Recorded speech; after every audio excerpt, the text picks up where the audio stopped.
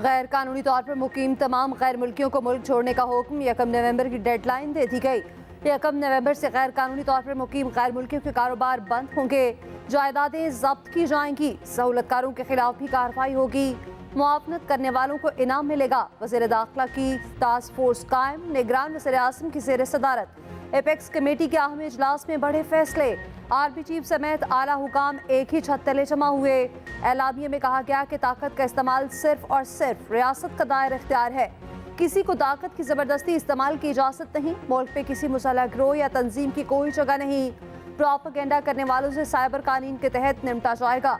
वज़ीर दाखिला सरफराज बुगटी का कहना है कि 24 खुदकुश हमलों में 14 में से अफगान मुलव्विस थे। पाकिस्तान में 44 लाख अफगान हैं, सिर्फ 17 लाख ही रजिस्टर्ड हैं।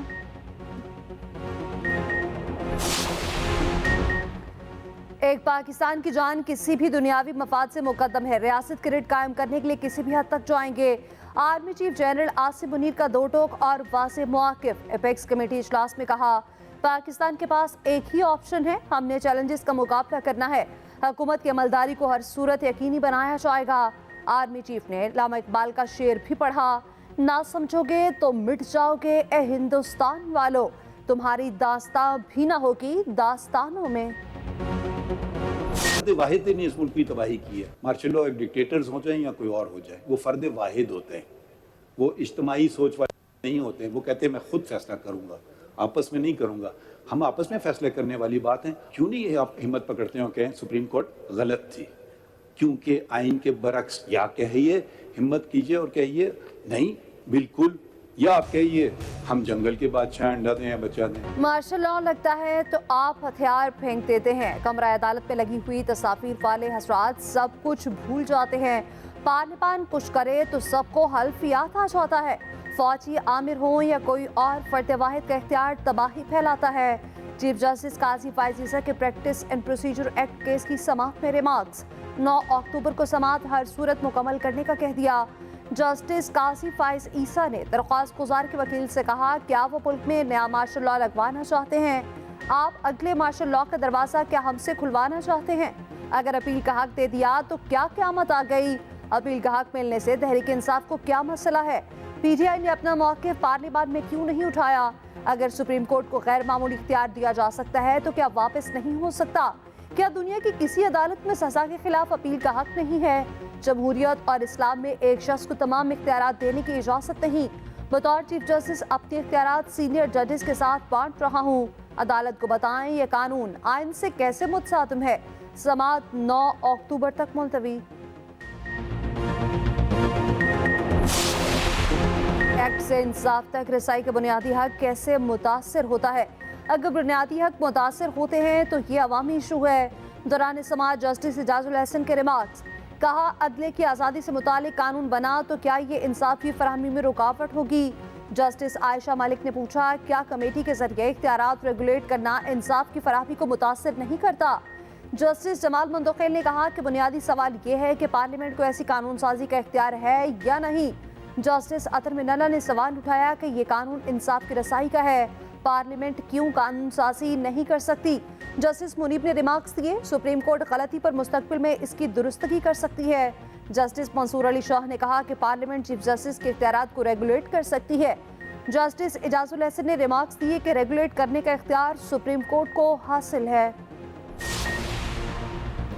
आर्टिकल 184(3) में अपील का हक देने पर दिलचस्प बहस। वकील अजीज भंडारी ने दलाल देते हुए कहा, आर्टिकल पे कहाँ लिखा है कि इसका तलाक कानून के तहत होगा? किसी सियासी फैसले का दिफा नहीं करूंगा। असेंबली से मुस्ताफी होना सियासी फैसला था, तहरीक इंसाफ के हर इकदाम का जिम्मेदार नहीं। चीफ जस्टिस ने रिमार्क्स दिए कि आप सियासी जमात के वकील हैं तो जवाब भी देना होगा। आप पार्लियामेंट में यही खूबसूरत दलाइल देते तो आपकी बात मान ली जाती। अगर मैं कहूँ कि अजीज भंडारी हमेशा वक्त ज़ाया करता है, इसे अदालत में पेश होने से रोक देता हूँ, तो क्या करेंगे? अगर चीफ जस्टिस ने फैसला कर लिया तो मतलब अब कुछ नहीं हो सकता। पार्लियामेंट ने देखना है कि आर्टिकल 184(3) का गलत इस्तेमाल हुआ तो अज खुद के गलत इस्तेमाल पर पार्लियामेंट ने अपील का हक दिया। There's a chance and gone. Australia win. Pakistan world cup का दूसरा फॉर्मेट मैच भी हार गया। ऑस्ट्रेलिया ने 4 रन से शिकस्त दे दी। ग्रीन शर्ट्स की 352 का हदफ हासिल करने की भरपूर कोशिश। कप्तान की धुआंधार बैटिंग, बाबर आजम ने 90 रन बनाकर पूरी छोड़ी और इफ्तिखार अहमद ने 83 रन की इनिंग खेली। मोहम्मद नवाज ने भी 50 जड़ दी। पूरी टीम 337 रन बनाकर ही आउट हो गई। ऑस्ट्रेलियाई इनिंग्स पे मैक्सवेल 77 रन बनाकर नुमाया रहे। कैमरन ग्रीन ने 50 रन बनाए। हारिस रऊफ को 9 ओवर्स में 97 रन पड़े। उसामा मीर की 2, हारिस, मोहम्मद वसीम, शादाब और नवाज की एक विकेट। जिंदगी बहुत मुश्किल है। मुआशी तौर पे हम तबाही के दहाने पे खड़े हैं। इस बहरानी कैफियत और इन मुश्किलात में पाकिस्तान को, पाकिस्तान की कौम को दोबारा एक ऐसे आजमूदा लीडर की ज़रूरत है कि जो दोबारा से पाकिस्तान को जो है वो ट्रैक पे लेके आए। नवाज शरीफ अदालत में सरेंडर करेंगे। वो हिफाजती जमानत लेकर पाकिस्तान आएंगे। कानूनी टीम ने पूरी तैयारी कर ली है। रहनुमा नून लीग राना सनाउल्लाह ने बता दिया, कहा नवाज शरीफ खलाई मखलूक के इशारे से नहीं आ रहे, ना डील से गए थे, ना डील से आ रहे हैं। नवाज शरीफ को मखसूस हालात पैदा करके मुल्क के बाहर धकेला गया। शाफरा जल्द से पट नहीं कह सकते। नून लीग की लाहौर पर गिरफ्त कमजोर हो गई। जिन्होंने नवाज शरीफ के साथ तजावुज किया किसी को नहीं भूलेंगे। वक्त आने पर मामलात सेटल होंगे। इस वक्त तरजीह अवामी मसाइल है। ख्वाजा आसिफ बोले कि 21 अक्टूबर नवाज शरीफ की वापसी की हतमी तारीख है। दहशतगर्दी से इलेक्शन पर कोई असर नहीं होगा। हल्का बंदियों के फौरी बाद इलेक्शन होने चाहिए।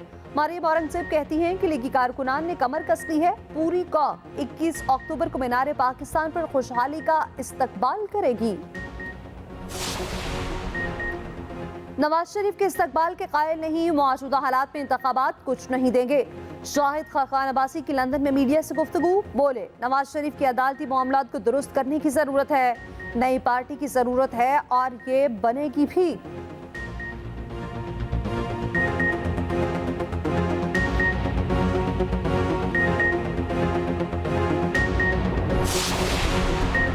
मियां साहब, आप इलेक्शन क्यों नहीं कराना चाहते? अगर आप पाकिस्तान आ रहे हैं तो आएं और इलेक्शन कराएं। पीपी रहनुमा खुर्शीद शाह की नवाज शरीफ पर सख्त तनकीद, बोले पार्लियामेंट को भी इख्तियार नहीं कि जमहूरियत को मुअत्तल कर दे। नून लीग और फजल रहमान की खामोशी पर अफसोस है। इन लोगों ने जमहूरियत के लिए क्या गवाया है? सियासी जमातें हालात साजगार न होने पर इंतखाबात से डर रही हैं।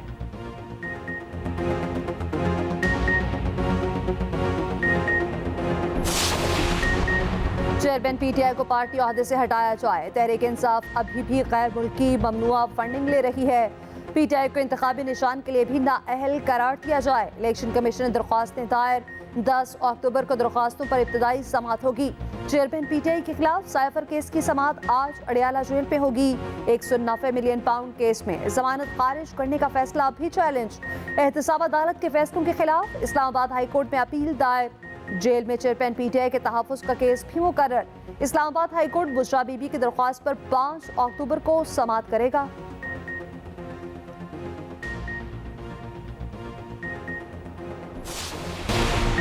मुमताज आलम-ए-दीन, मौलाना जिया की टारगेट किलिंग नहीं हुई। कराची पुलिस ने वाक़या डकैती मज़ाहमत करार दे दिया। डीआईजी ईस्ट ने दावा किया कि कत्ल के 4 मुल्ज़िमान को गिरफ्तार कर लिया गया। गिरफ्तार मुल्ज़िमान स्ट्रीट क्रिमिनल्स हैं। कत्ल मज़ाहमत पर किया गया। मुल्ज़िमान कत्ल के सैकड़ों वारदातों में मुलव्वस पाए गए।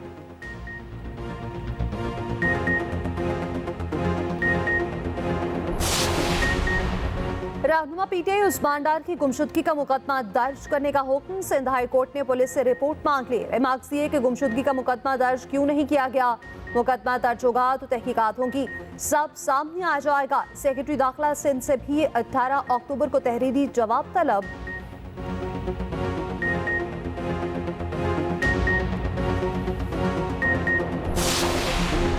वाइस एडमिरल नवीद अशरफ पाक बहरिया के नए सरबराह मुकर्रर।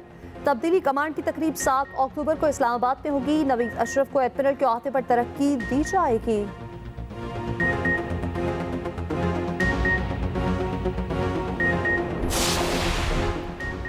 बिजली चोरी रोकने के लिए लेस्को का बड़ा फैसला। बिजली चोरों के इलाकों में बत्ती बंद रहेगी। 30% से ज्यादा लॉसेस वाले फीडर्स पर बिजली 12 घंटे बंद रहेगी। शाम 6 से सुबह 6 बजे तक बत्ती नहीं आएगी। चोरी वाले इलाके की भी बिजली बहाल कराने के लिए कसूर के सियासी शख्सियात मुतहरिक। साबिक अरकान असम्बली का लेस्को हुकाम पर दबाव। वजारत तवानाई की किसी भी दबाव में ना आने की हिदायत। बिजली चोरी में कसूर का पहला नंबर। फेस्को रीजन में जबरदस्ती जुर्माने डालने के दबाव पर 9 SPOs एहतजाजन मुस्तफी हो गए। पाकिस्तान के रास्ते अफगानिस्तान तरामद की जाने वाली अशिया पर 10% प्रोसेसिंग फीस आयद। फेडरल बोर्ड ऑफ रेवेन्यू ने नोटिफिकेशन जारी कर दिया। हाथापाई केस में शेर अफजल मरफत को रिलीफ। इस्लामाबाद हाई कोर्ट ने पेशगी इजाजत के बगैर गिरफ्तारी से रोक दिया। वकील PTI का नाम ECL में तो नहीं, तफसीलात तलब कर ली गई।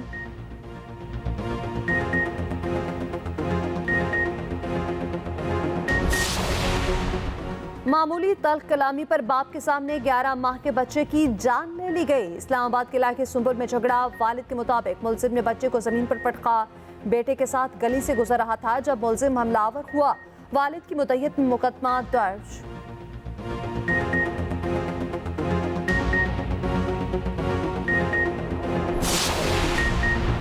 कराची में दूध 20 रुपए फी लीटर महंगा। नई कीमत 200 रुपए फी लीटर मुकर्रर कर दी गई। नोटिफिकेशन जारी। शहर कायद में दूध 230 रुपए के मनमाने नर्ख पर फरोख्त होने लगा। इजाफे से कीमत 250 रुपए तक जा पहुंचेगी।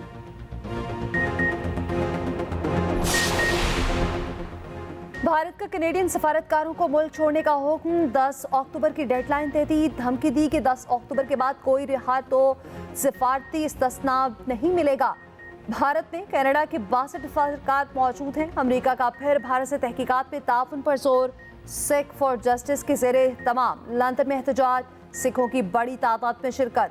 मोदी के खिलाफ फलक शगाफ नारे। दुनिया से भारतीय दहशतगर्दी का नोटिस लेने का मुतालबा कर दिया।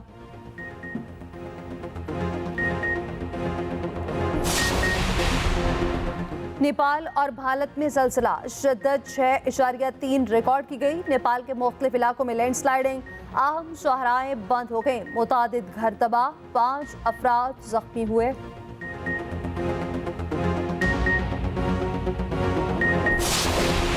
एशियन गेम्स में पाकिस्तान को झटका। Javelin throw champion Arshad Nadeem unfit हो गए।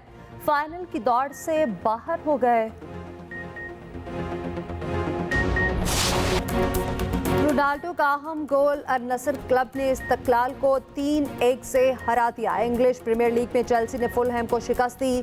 स्पेनिश लीग में लास पामास ने कैग्लियारी के खिलाफ मैच एकतरफा बना दिया। इटालियन लीग में फ्लोरेंटीना और मोन्सा ने अपने अपने मैच जीत लिए।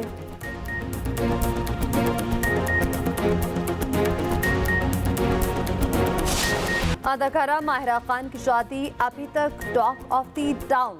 सोशल मीडिया पर चर्चे जारी। अदाकारा ने शादी की तस्वीर और वीडियो जारी कर दी। माहिरा खान ने अपने शौहर को शहजादा सलीम करार दे दिया।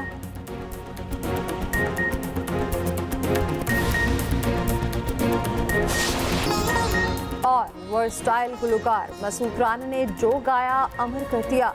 परस्तारों से जुदा हुए 28 बरस बीत गए। मसूद राना की आवाज का जादू आज भी बरकरार।